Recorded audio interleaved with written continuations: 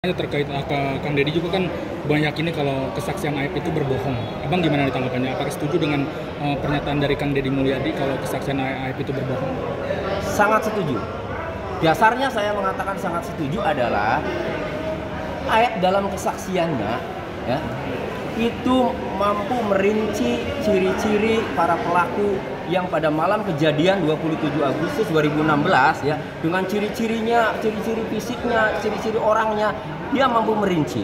Tetapi di sisi lain ya, Aep menerangkan bahwa ketika ada kejadian lempar batu ke dua motor itu ya, Aep ini ya kemudian kabur lari, menjauhkan diri karena khawatir, karena takut kan itu pun dilihat dari jarak 100 meter.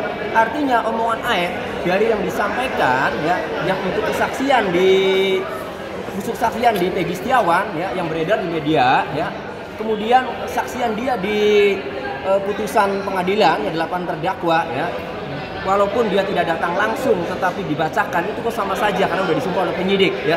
Dari dua kali kata-kata dia ya, dari dua kesaksian ya, itu sudah bertolak belakang. Jadi saya menyimpulkan sepakat dengan Kang Deddy Mulyadi bahwa Aep ini ya patut diduga kesaksiannya itu berbohong.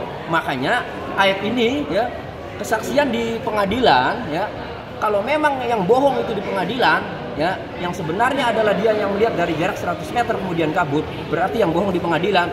Karena kesaksian Aep mengakibatkan orang dihukum, maka Aep ini bisa dilaporkan dengan kesaksian palsu ya, bahwa sumpah dengan ancaman hukuman pidana penjara 9 tahun. Menurut abang mungkin Aep ini kenapa ada kecurigaan nggak? Kenapa Aep ini melakukan kesaksi bohong? Mungkin kenapa alasannya? Mungkin ada kecurigaan nggak?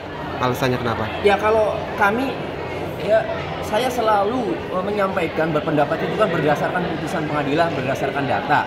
Nah, kalaupun ada kabar-kabar ya yang katanya ada dendam lah ya karena pernah digerebek dengan perempuan, katanya kabar itu kan kami tidak tahu ya.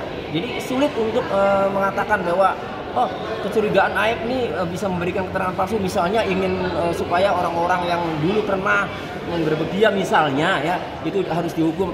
Sulit saya untuk mengatakan hal itu ya, menyimpulkannya. Jadi kembali ya, ini harus diperiksa oleh tim asistensi, nanti akan ketemu, karena Pak Rudiana ini mendapatkan 8 pelaku itu kan dari Aep petunjuknya kan itu. Nanti kan akan ditanyakan Aep ini ya, itu bagaimana dia bisa menunjukkan kelompok motor yang berada di SMP 11 Perjuangan ya, kemudian diangkut, dari mana Aep bisa mencurigai bahwa itu adalah pelakunya, kan begitu. Nanti akan diperiksa itu. Oke Bang, terkait Bang kuasa hukumnya Saka, Bang Paratabas katanya mau melaporkan Aep, Melma dan Sudirman ke polisi mungkin Bang, terkait kesaksiannya memberikan kesaksian palsu. Itu Abang sendiri gimana tanggapannya Bang?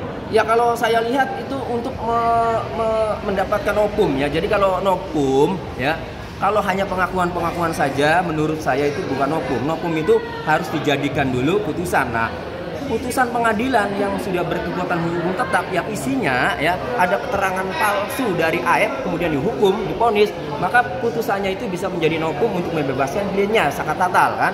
Termasuk juga pengacara Pak 5 terpidana lainnya. Bisa itu dengan catatan tadi proses hukum dulu, orang-orang yang memberikan keterangan palsu yang merugikan kliennya itu kan itu. Jadi itu saya hormati langkah Farhad Abbas ya untuk melaporkan. Ya, saya hormati dan sepakat, dan memang harus karena tidak bisa pengakuan saja untuk hukum, tidak bisa, harus dibuktikan dengan putusan. Enak kan udah ada putusan yang menyatakan bahwa sebaliknya lah dari putusan yang kemarin ya, kronologinya ternyata ada keterangan palsu kemudian divonis, maka putusan itu ya menjadi hukum untuk mengajukan PK untuk terpidana itu. Bang, abang sebagai pengacaranya Peggy Setiawan yang diduga bukan ya, abang duga bukan sama sekali ya. Abang ada gak sih kayak kecurigaan terhadap Aep ini memberikan keterangan yang justru melindungi pelaku utama yang asli? Ada kecurigaan ke situ gak Bang? Kalau kecurigaan ada, berdasarkan informasi dari netizen yang dikirim kepada saya ya, Aep ini ada komunikasi ya, itu berdasarkan kiriman dari media sosial ya. ada komunikasi sepertinya akrab lah ya dengan anggota-anggota geng motor, kalau memang benar motifnya ini adalah motif ribut antara geng motor.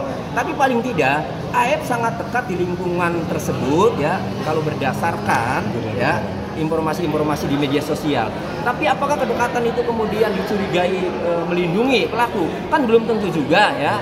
Makanya supaya ada terang, AF ini harus diperiksa. Cara meriksanya kan gampang, kalau mengarah kepada apakah AF ini melindungi pelaku yang sebenarnya atau bukan.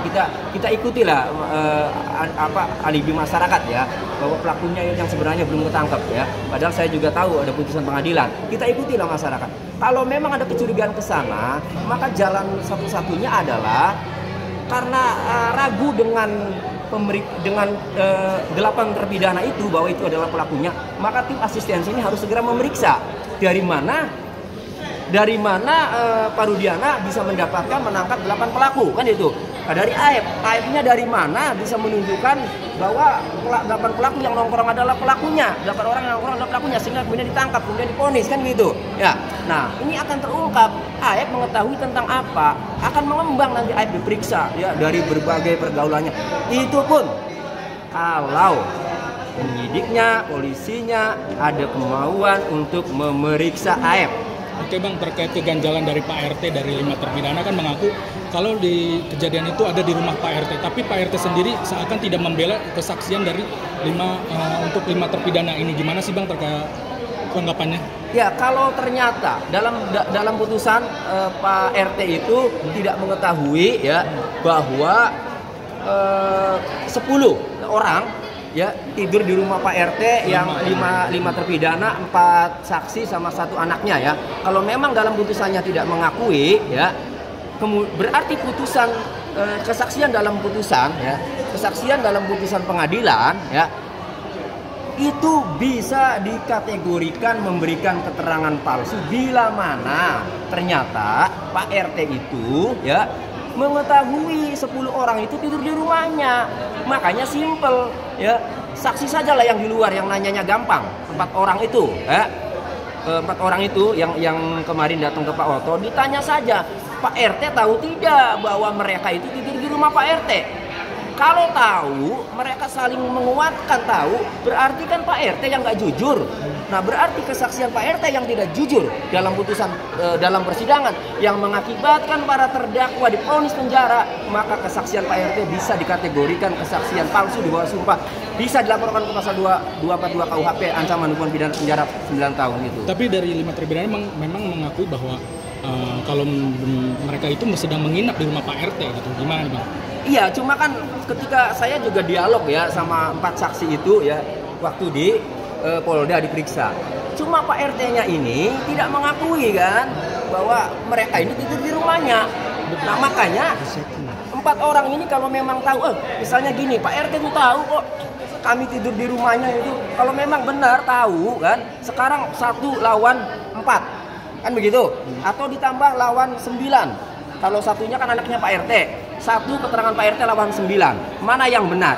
Makanya diperlukan keseriusan aparat kepolisian untuk menyelesaikan ini semua demi menjaga kepercayaan Polri dari penilaian masyarakat yang selama ini ya gaduh, selama ini masyarakat menilai ya, terutama dalam kasus penangkapan Peggy ini kan gitu. Jadi kepolisian harus ada niat ya untuk menyelesaikan masalah ini biar cepat kelar gitu.